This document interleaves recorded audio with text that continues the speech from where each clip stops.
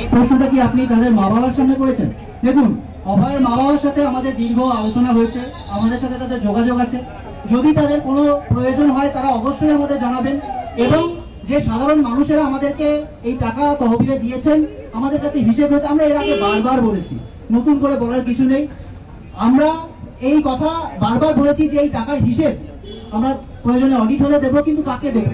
Financial year আমরা audit করে দেবো। এই কথাগুলো এই যে ট্রেড সিন্ডিকেটের পান্ডারা বলছে, তাদের জন্য আমরা কোনো টাকার হিসেব দেবো না।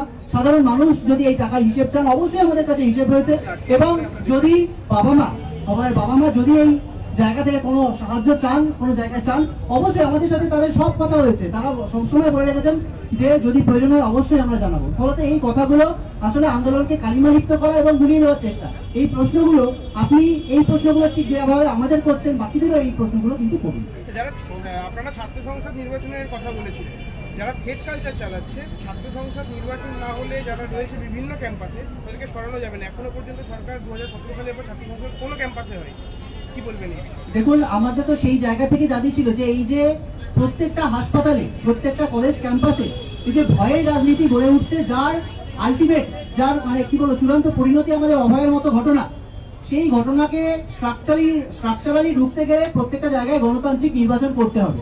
সেই জায়গা থেকেই মাননীয় মুখ্যমন্ত্রী লাইভ স্ট্রিমিং এ বলেছিলেন যে 2025 সালে মার্চ মাসে নাকি অন্তত আরটিআই ইলেকশন উনি করবেন না, বলেছিলেন অন্তত ছাত্র সংসদ নির্বাচন হবে। কিন্তু এই ভয়ের রাজনীতির পান্ডারা যদি সেখানে উৎখাত না করা যায়, তারা যদি আবার সেই নির্বাচন প্রক্রিয়াকে কি বলবো প্রভাবিত করতে চেষ্টা করেন, সেটা দেখতে হবে। আমাদের প্রত্যেকটা কলেজ ক্যাম্পাসে প্রতিরোধ গড়ে তুলতে হবে। এবং যদি 2025 সালেও এই নির্বাচন না হয়, যদি কথার খেলাপ হয়, তাহলে এটাই বুঝতে হবে যে আসলে সরকার এটাই চায়। যে প্রত্যেক অলরেডি বোঝা যাচ্ছে সরকার কি চাইছেন, স্বাস্থ্যমন্ত্রী কি চাইছেন। স্বাস্থ্যমন্ত্রী চাইছেন অন্তত, বাকি ক্ষেত্রের কথা আমরা জানি না, অন্তত স্বাস্থ্য ক্ষেত্রে, মেডিকেল কলেজ হাসপাতালগুলোতে থ্রেড কালচার যাতে বজায় থাকে, এটাই তারা চাইছেন। এটাই পরোক্ষে তারা মদত দিচ্ছেন। প্রত্যেকটা জায়গায় এই যে হাইকোর্টে বিভিন্ন সাসপেনশনের অভাবে, যে সাসপেনশনের অর্ডার, তার বিরুদ্ধে যে পিটিশন ফাইল হচ্ছে, তাদের যে মামলাগুলো চলছে, সেখানে কলেজের প্রিন্সিপালকে রিপ্রেজেন্ট করার জন্য উকিল দেওয়া হচ্ছে না।